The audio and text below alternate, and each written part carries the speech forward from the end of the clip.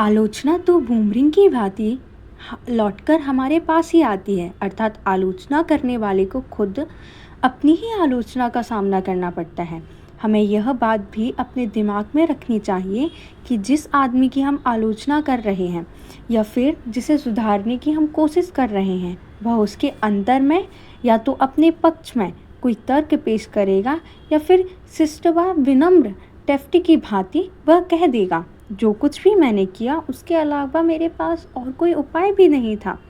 15 अप्रैल सन 1865 की सुबह Abraham Lincoln का पार्थिव शरीर एक रास्ते लॉजिंग हाउस के एक बड़े से कक्ष में रखा हुआ था। यह कमरा फोर्ड थिएटर के ठीक सामने था और यहीं पर जॉन बिल्किस बूथ ने लिंकन को गोलियों से छलनी कर दिया था। लिंकन का वह बिस्तर उनके हिसाब से काफ़ी छोटा था। रोजा बॉनहर की विख्यात पेंटिंग द हॉर्स फेयर की सस्ती नकल उनके बिस्तर के ऊपर टंगी हुई थी और एक गैस लाइट पीली रोशनी फेंक रही थी। रक्षा मंत्री स्टैटन ने लिंकन के पार्थिव शरीर के समक्ष खड़े होकर लोगों से कहा, लोगों के हृदय पर राज करने वाला संसार का सर्वश्रेष्ठ शासक अब हमें छोड़कर चला गया है। लिंकन में लोगों का दिल जीतने की ऐसी कौन सी कला थी? क्या रहस्य था उनकी कामयाबी का? पूरे 10 वर्षों तक मैंने लिंकन की अनेक जीवनियाँ पढ़ी तथा एक पुस्तक लिंकन द एनॉयन लिखने में तो मुझे पूरे 3 साल लग गए थे। मेरा यह विश्वास है कि लिंकन के घरेलू और सामाजिक जीवन तथा उनके पूरे व्यक्तित्व का जितना अध्ययन मैंने किया है, संभवतः ही किसी अन्य ने किया हो। मैंने यह भी अध्ययन किया है कि लिंकन लोगों के साथ कैसे बर्ताव करते थे। क्या वे दूसरों की निंदा करते थे? हाँ, बिल्कुल। अपनी जवानी में इंडियाना की प्रिजियन क्रीक वैली में ना सिर्फ लोगों की आलोचना करते थे, वरन पत्रों तथा कविताओं के माध्यम से लोगों का उपहास करते हुए वे उन्हें प्रकाशित भी करते थे। एक ऐसे ही पत्र से एक बार नफरत की आग ऐसी भड़की कि वह जीवन भर जलती रही। इलिनॉय में वकील के तौर पर प्रैक्टिस करते समय भी लिंकन खुलकर अपने विरोधों पर आक्रमण करते हुए पत्र लिखते थे तथा उन्हें समाचार पत्रों में प्रकाशित भी करवाते थे। लेकिन एक बार तो बात कुछ ज़्यादा ही बिगड़ गई थी। सन 1842 में लिंकन ने जेम्स सील्स नाम के अहंकारी तथा चिड़चिड़े राजनेता पर एक व्यंग्य भेजा, जो स्प्रिंगफील्ड के समाचार पत्र स्प्रिंगफील्ड जर्नल में छप गया। सारा शहर सील्स का मजा उड़ा रहा था। ऐसे में सील्स तो क्रोध के मारे आग बबूला हो गया। फिर उसने पता लगा ही लिया कि यह पत्र लिंकन ने लिखा था। सील्स घोड़े पर सवार होकर लिंकन के सामने गया तथा उसके सामने द्वंद्व युद्ध का प्रस्ताव रख दिया। लिंकन द्वंद्व युद्ध के पक्ष में नहीं था, लेकिन अपना आत्मसम्मान बचाने के लिए उन्हें ऐसा करना पड़ा। उन्हें कई हथियार के विकल्प दिए गए और बाहें लंबी होने के कारण लिंकन ने तलवारबाजी को चुना। इसके लिए वेस्ट पॉइंट ग्रेजुएट से तलवारबाजी का प्रशिक्षण भी लिया। जिस दिन द्वंद्व युद्ध होना था उस दिन सील्स और लिंकन का आमना सामना मिसिसिपी नदी के तट पर हुआ। ऐसे में एक की मौत तो निश्चित थी, लेकिन आखिरी क्षणों में उनके मित्रों के बीच बचाव के कारण द्वंद्व युद्ध टल गया। हालांकि लिंकन के जीवन की यह सबसे दुखद घटना थी, लेकिन इस घटना में उन्होंने एक सबक भी सीख लिया।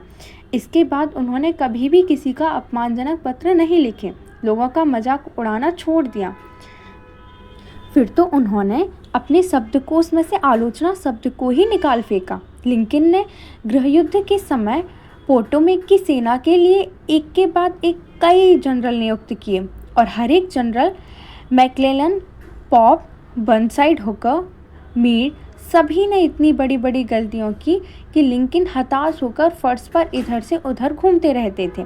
लेकिन लिंकन, जिनका हृदय भावनाओं से नहीं बल्कि सद्भावनाओं से भरा पूरा था, एकदम शांत रहे, किसी की भी आलोचना नहीं की। उनके प्रिय शब्द तो ये थे, किसी की भी आलोचना भूलकर भी मत करो, इससे आपको ही आलोचनाओं का सामना करना पड़ता है।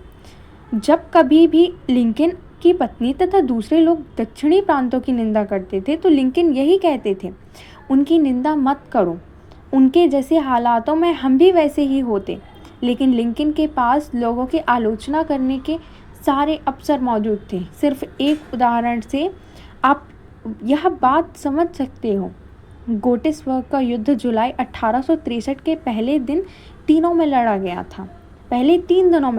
था। 4 जुलाई की रात में जनरल ली दक्षिण दिशा में पीछे हटने लगा था। अचानक ही तूफानी बादलों के कारण तीव्र वर्षा से बाढ़ आ गई। जैसे ही ली अपनी हारी हुई सेना के साथ पोटोमेक पहुंचा तो उसने देखा कि सामने तो बाढ़ से उफनाती हुई नदी है जिसे पार करना असंभव है, और उसके पीछे विजेता यूनियन आर्मी है। ली चारों ओर से फंस चुका था, बचने का कोई रास्ता नहीं था। लिंकन भी यह समझ गए थे कि यह भगवान की कृपा से मिला एक सुअवसर था, ली की सेना को पराजित करने का सुनहरा मौका, जिससे युद्ध फौरन समाप्त हो सकता था। इसी आशा में लिंकन ने जनरल मीड को यह आदेश दिया कि युद्ध से संभवतः कोई बैठक ना बुलाएं, सीधे ली की सेना पर हमला कर दें। लिंकन ने अपने आदेशों को टेलीग्राफ कर दिया तथा एक परिचायक को मीड के पास भेजकर फौरन कार्रवाई करने के लिए कहा। लेकिन जनरल मीड ने लिंकन के आदेश के विरुद्ध काम किया।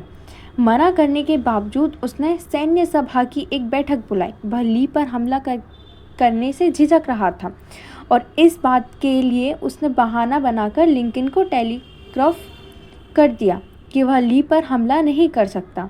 फिर बाढ़ का पानी भी उतर गया और ली अपनी सेना के साथ सुरक्षित नदी पार कर गया।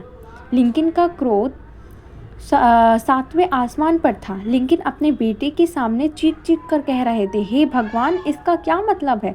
दुश्मन पूरी तरह हमारे कब्जे में था। कितना सुनहरा अवसर था, हमें तो सिर्फ अपने हाथ फैलाकर उसे पकड़ना था और फिर भी हमने उसे नहीं पकड़ा। मेरी बात किसी ने नहीं मानी। हालात हमारे अनुकूल थे तथा ली के प्रतिकूल। अगर मैं वहाँ होता तो ली हमारे शिकंजे में होता और मैं खुद उसे अपने हाथों से कोड़े मारता। याद रहे, अपनी जिंदगी के इस पड़ाव में लिंकन अत्यंत संयत थे तथा उनकी भाषा बहुत संयमित एवं शिष्ट होती थी। अपार निराशा के बीच लिंकन ने मीड को यह पत्र लिखा। सन 1863 में लिंकन द्वारा लिखा यह पत्र गंभीर आलोचना से भरा पूरा था। मेरे प्रिय जनरल, मुझे लगता है कि मैं आप ली के बीच निकलने को गंभीरता से नहीं ले रहे।